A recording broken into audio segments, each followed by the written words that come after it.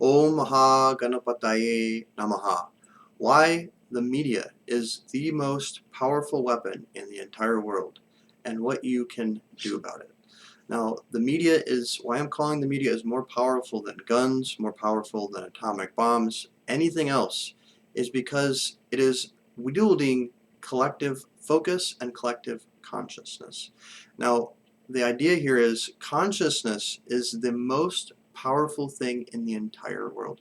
If you can understand concepts like the observer theory in quantum physics that says reality is not an accident. Reality is being produced or projected through the consciousness of the individual. Similarly, the collective, when you take all those individuals together who are all have agreed upon certain concepts, subscribe to certain concepts, will reinforce and create a collective reality.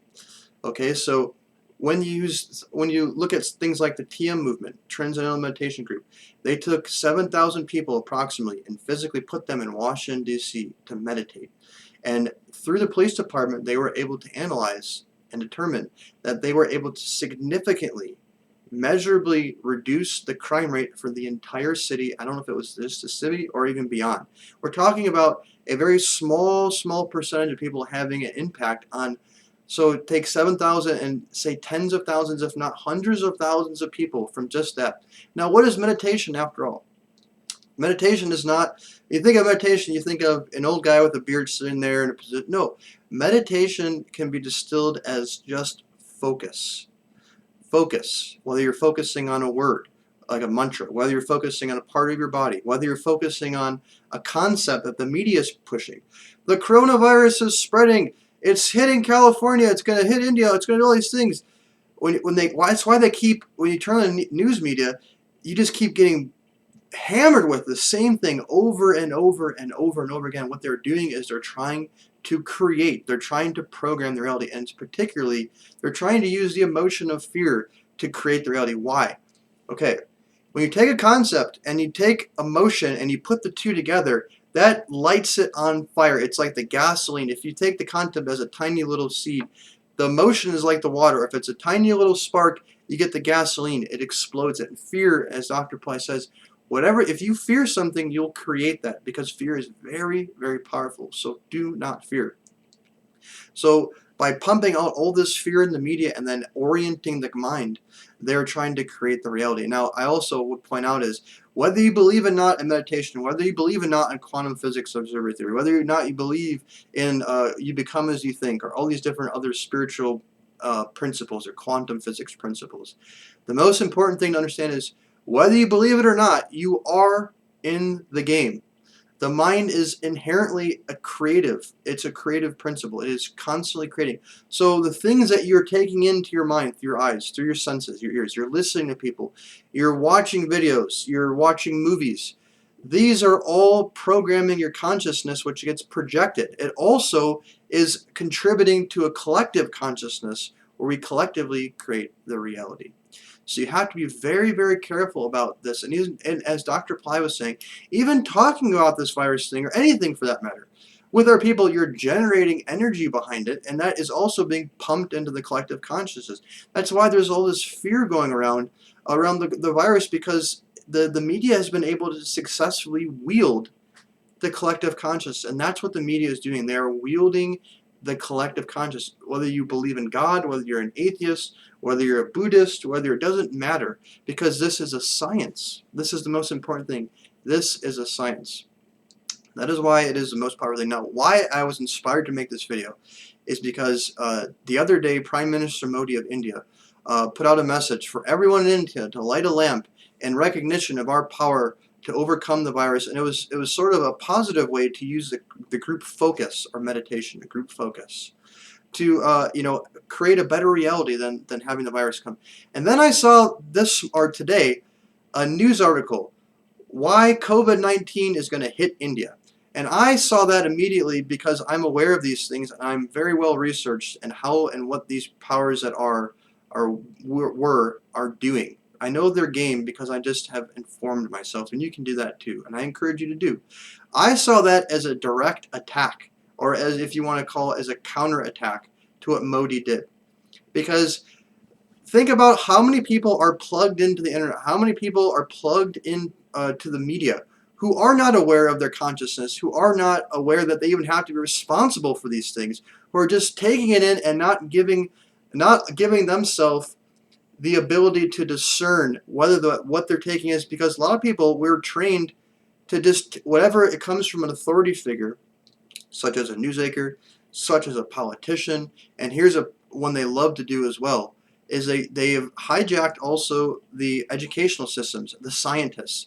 So if they want to make a claim, they'll take that claim and they'll go get a scientist to say, oh yes, and they'll do some research on it, and they can. It's just like you can find an article to support any and justify anything on it. So you can find, if you look up, is it healthy to drink wine and chocolate and eat chocolates every single day? If you do Google search, you'll find articles that will say yes, this will be great for your long-term health. It's great, and then you'll find articles that say no, you're an idiot. Obviously, drinking wine and chocolate every day is probably not going to be fantastic for your long-term health. So you can find anything justified. That's why you have to develop a power of discernment, because most of the stuff that they're pumping through the media, they're hoping that you don't do your research. They make all these claims, but a lot of it is not. If it's backed by crap research that can easily be dismissed or countered. Or sometimes they're not even bothering to do that. They'll just put out these claims, and because it's coming from an authority figure, and because we're so brainwashed collectively to accept things for granted and just swallow them without chewing and saying, this tastes like crap, or this tastes good, we'll just accept it. So the media is essentially, to boil it all down, is a group meditation.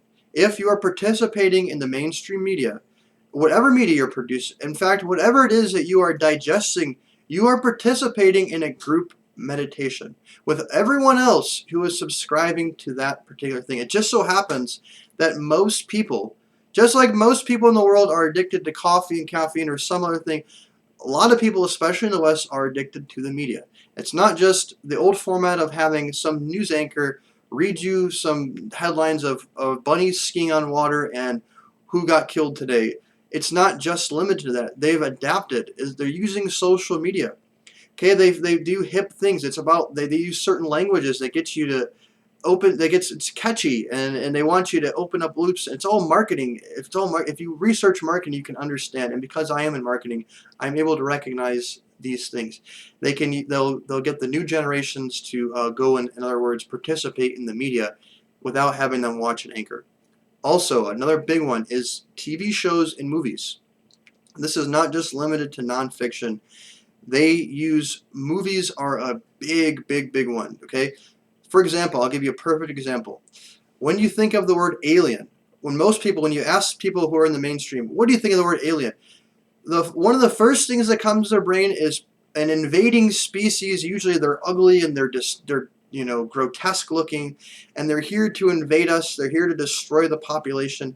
Because why? Why is it people think that? Because all the movies have programmed that into the reality. You see, they plant all these concepts and they reinforce them over and over again. They're very, very intelligent.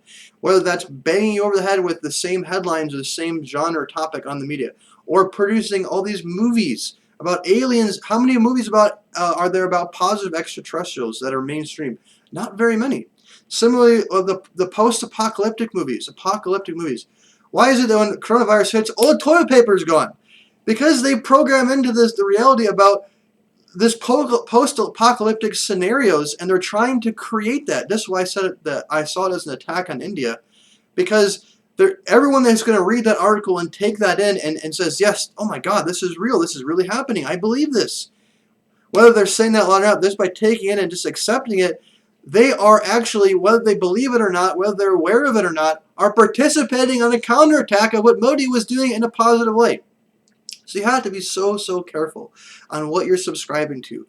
Give yourself the power of discernment and choose to inform yourself. Don't take things that people are telling you and just swallow them without chewing them and digesting them and deciding for yourself if you want to subscribe to that, because you have to be careful. You are part of this game, whether you are participating or thinking you are or not.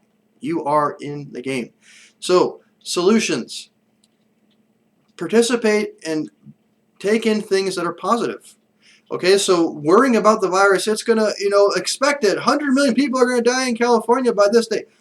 You have to understand, what does worry do? Worry does one thing and one thing only, and that is to create a reality that worry is about. Dr. Price says this as a yoga principle is, whatever you fear, you will create, because fear is so powerful. The counter to fear is love. Fear and love are sort of like the black and white, the salt and pepper, if you will. Fear is very powerful. Love is very powerful. So choose love. Choose positivity, because worry doesn't accomplish anything at all. By worrying about 100 million people are going to die by the end of the year in California, what does that actually do? It doesn't do anything on a practical level. However, be aware that by getting you to worry about it and to have and plant those seeds of fear, they grow and they blossom. Okay, so I had a million people. I wasn't worried about toilet paper at all. I had someone from Australia, I had someone from Indiana, I had someone from Illinois, I had someone from California, all telling me about toilet paper, and I ended up going out and buying toilet paper, and then I realized, oh my god, I have the same 4 rolls that have been sitting in my bathroom, and they'll probably last me 2 months anyways, and after all, not using that much toilet paper, somehow, through planting that little seed of fear, it caused me to go out and buy all this toilet paper that I'm probably going to take me a year to go through after all. So, yeah, just be aware of that, and that's all I wanted to say. I could probably continue to go on. I will end it on one thing. For those of you who are on the fence and say, well, is this really true? This guy's an idiot. He's making these things up. Go and research placebo effect. How they're giving people medicine, and they're telling them what it does in advance, and then half of them they'll give the medicine, half of them they'll give a fake medicine, and they're able to produce the results of the real medicine in the people that were given the fake medicine, simply because they told them that it was going to happen. They didn't tell who they gave the real and fake to, and people just took it in and believed it, and they were able to create the reality, whether that's making their hair fall out with fake chemotherapy, or spontaneous healings from fake surgeries. They'll cut the people open and close them back up, and they'll tell them, hey, we did the surgery, and then they'll heal. So these are real things, whether you believe in quantum physics or yogic sciences or not. Just look up placebo as a place to start and do your own research. So I hope this inspires you. If you have any questions or comments, please leave them in the chat below. Check out the links in the description. I'm going to post a link for ways you can participate in group community events that support things like prosperity, peace, that are being done through the Ply Center on a weekly and sometimes I think even daily basis. And if you want to be notified for future videos, as always, click subscribe and the bell notification. God bless.